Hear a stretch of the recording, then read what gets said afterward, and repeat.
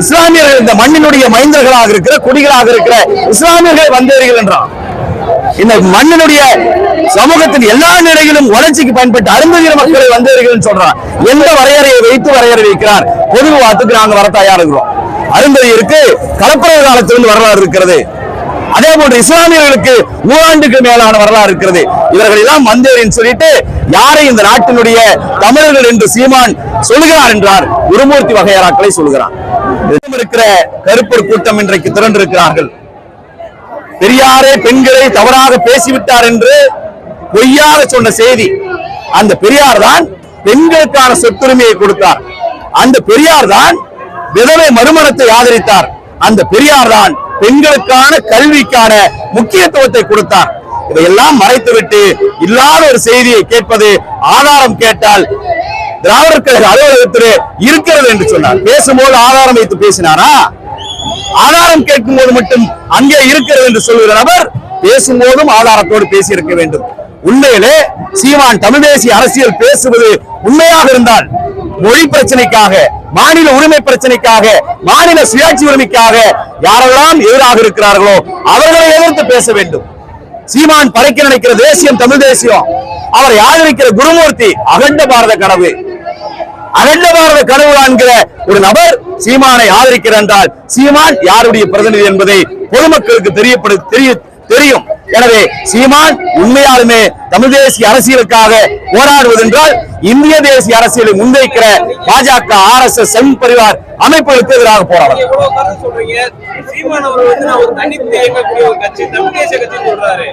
அவர் தமிழ் தேசிய கட்சியே அல்ல. நாங்களாம் யாரு? தமிழ் தேசிய கட்சிக்கான வரையறை, பண்பாடு, மொழி ஏதாவது நிர்ணயம் பண்ணியிருக்காரா?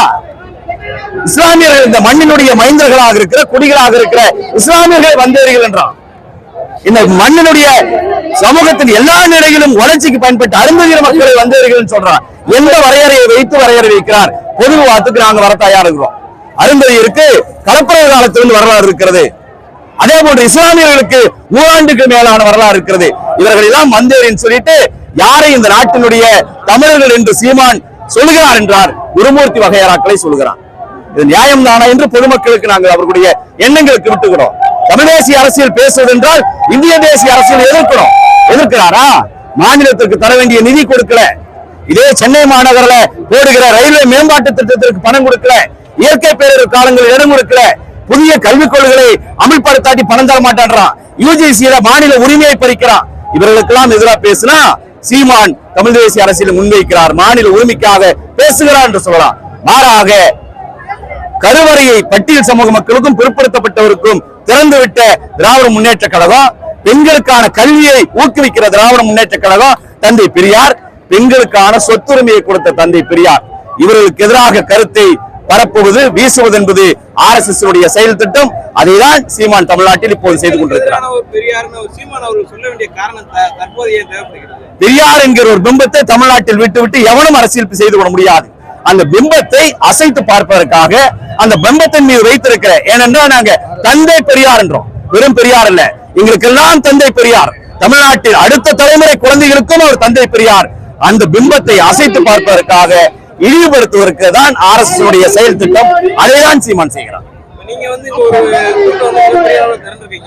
சீமான் அவர்கள் வீட்டுல வந்து ஊட்டுக்கட்டி இருக்காங்க, நீ பிரியாணி விருந்து கூட இருப்பதா சொல்றாங்க. நம்ம எப்படி பார்க்கலாம் இரண்டு சம்பவத்தையும்? இதுல இருந்தே தெரியும் சீமானுடைய அரசியல். நாங்க வைப்பது மக்களுக்கான அரசியல். மக்களுக்காக பாடுபட்ட ஒரு தலைவரை ஒரு நபர் இழிவுபடுத்துகிறார். அதை ஜனநாயக பூர்வமாக நாங்கள் கண்டிக்கிறோம். மாற்றாக சீமான் உருட்டுக்கட்டை, பிரியாணி, இது யாருடைய அரசியல்? சங் பரிவாருடைய அரசியல். சங் பரிவார்கள் தான் பல்வேறு இடங்களில் ஊர்வலம் போகும்போது பிரியாணி அண்டாவை தூக்கிட்டு போவான், தடிகளை எடுத்துட்டு போவான், இஸ்லாமியர்கள் கடைகளாக பார்த்து அடிச்சு நொறுக்குவான். இது சங் பரிவாரனுடைய அரசியல். அதே அரசியல் தான் சீமான் செய்து கொண்டிருக்கிறார். அதுக்கு நல்ல உதாரணம் தான் இது. நீங்க வந்து அருந்ததியர் மக்கள் மத்தியில் வந்து களமாடுறீங்க. அந்த மக்களுக்கான இடஒதுக்கீடு வழங்கிய முத்தமிழர் கலைஞர் அவர்கள் வந்து சீமான் அவர்கள் வந்து கடுமையா சாடுறாரு. தற்போது தந்தை பெரியாரனுடைய அரசாக சொல்லப்படுகிறார். திராவிட மாடல் அவர் கடுமையா விமர்சிக்கிறாரு. பெரியாரை விமர்சனம் செய்வது, முதல்வர் மு.க. ஸ்டாலின் அவர்களை விமர்சனம் செய்வது, முன்னாள் முதல்வர் முத்தமிழறிஞர் கலைஞர் அவர்களை விமர்சனம் செய்வதெல்லாம் ஒன்றாக தான் நாங்கள் பார்க்கிறோம். இதில் யாரை ஒருவர் விமர்சனம் செய்தாலும் திராவிட இயக்க சிந்தனையை, திராவிட இயக்க கருத்தாக்கத்தை, சமூக நீதி கோட்பாட்டை இழிவுபடுத்துவதாக தான் நாங்கள் பார்க்கிறோம். எனவேதான் சீமானை எதிர்க்கிறோம். இன்றைக்கு திராவிட முன்னேற்ற கழக அரசு வந்த பின்னாடிதான் கருவறையை திறந்து விட்டாங்க. அது வரைக்கும் திறந்து விட முடிஞ்சதா?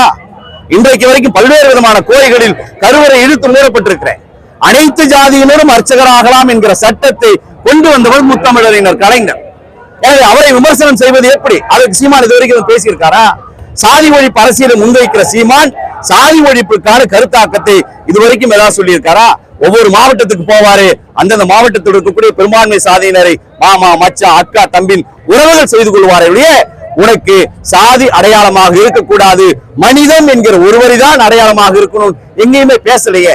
எனவே ஜாதியை ஆதரிக்கிற, மதத்தை ஆதரிக்கிற, இந்தியாவினுடைய ஒட்டுமொத்த வீழ்ச்சிக்கு காரணமாக இருக்கிற RSS செம்பரிவார் அமைப்புகளினுடைய ஆதரவாளராக இருக்கிற சீமானை ஒருபோதும் நாங்கள் விடமாட்டோம். குறிப்பாக ஈரோடு கிழக்கு சட்டமன்ற தேர்தல் நடைபெற்று வருகிறது. அங்கே 35,000 அருந்ததியர் வாக்குகள் இருக்கு.